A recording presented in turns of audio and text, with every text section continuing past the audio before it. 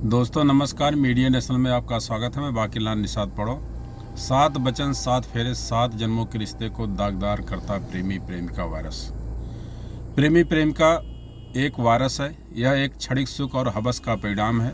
यह हृदयात्मक नहीं पूर्ण रूपेण वासनात्मक होता है। यह पवित्र पति पत्नी के अटूट रिश्तों को दागदार कर रहा है। इसे जड़ से मिटाने की जरूरत है। प्रेमी प्रेमिका एक वायरस है। प्रेमी को संतुष्ट करने में पत्नियां पति को मौत के घाट उतार दे रही हैं। जिस हद तक जाना है उस हद तक चली जा रही हैं। प्रेमी प्रेमिका की युगल अपनी हवस को पूरा करने के लिए कहीं पति को मारकर सांप लिटा दे रही हैं, तो कहीं ड्रम में डालकर सीमेंट के घोल में पति को जमा दे रही हैं, तो कहीं हनीमून के बहाने पति का काम तमाम कर दे रही हैं। और भविष्य में ये अपना कौन कौन सा रूप दिखाएगी वो भविष्य के गर्भ में है। प्रेमी प्रेमिका के हवस की भूख धीरे धीरे अपराध की दुनिया में जहां एक तरफ पुलिस के लिए सरदर्द बन रही है, तो वहीं समाज में अस्थायित्व ले चुके मानवीय मूल्यों के ह्रास का कारण बन रही है। ऐसे हृदय विदारक जघन्यकारित घटनाओं से समाज स्तब्ध और संशंकित है। इन हत्याओं ने पवित्र पति पत्नी के रिश्तों में विषाक्तता की लहर से समाज को भयभीत कर दिया है। प्रेमी प्रेमिका युगल के हवसी स्वार्थ के आगे पति पत्नी के पावन प्रेम, 7 जन्मों का साथ, 7 फेरे और 7 वचन सब फीके पड़ रहे हैं। अनादिकाल से हमारी सांस्कृतिक पहचान रही है कि विवाह के समय वर वधू द्वारा 7 वचनों के साथ लिए गए 7 फेरे 7 जन्मों तक चलता है, जो 100 वर्ष के लंबी आयु को अनुशासित करने के 16 संस्कारों का एक अंग मात्र है। हमारी संस्कृति में तलाक, डाइवोर्स जैसे पति पत्नी के पाक रिश्ते को अपवित्र करने वाले शब्द नहीं थे। तलाक मुस्लिम तहजीब और डाइवोर्स इंग्लिश कल्चर है। सनातन संस्कृति में ये शब्द नहीं है। वर वधू द्वारा 7 वचनों के साथ लिए गए 7 फेरे 7 जन्मों तक की चाबी का संस्कार पुरोहित द्वारा भर दिया जाता था। वर वधू द्वारा लिए गए 7 वचनों में वर द्वारा वधू को दिए गए ये 7 वचन है कि वर वधू को तीर्थ यात्रा और धार्मिक कार्यों में अपने साथ शामिल करेगा। वर वधू के माता पिता का सम्मान और पारिवारिक मर्यादा का पालन करेगा। वर वधू के जीवन के हर चरण में समर्थन करेगा। वर पूरी निष्ठा से पारिवारिक जिम्मेदारियों का निर्वहन करेगा।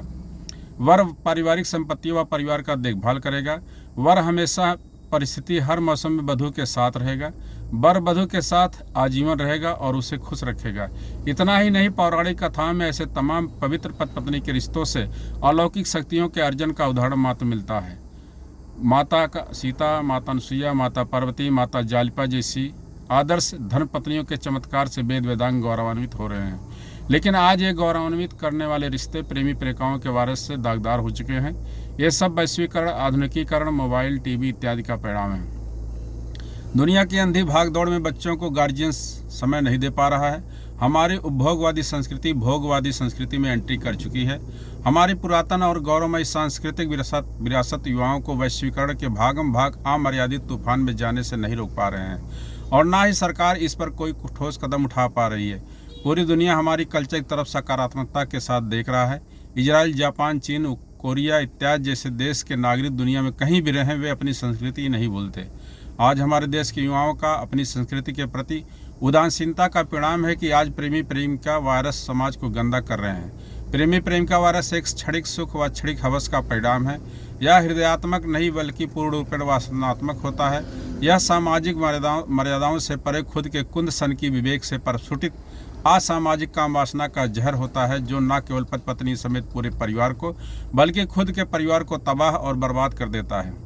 यह एक ऐसा जहरीला वायरस है जिसके बीज का अंकुरण कई पीढ़ियों तक खत्म नहीं होता।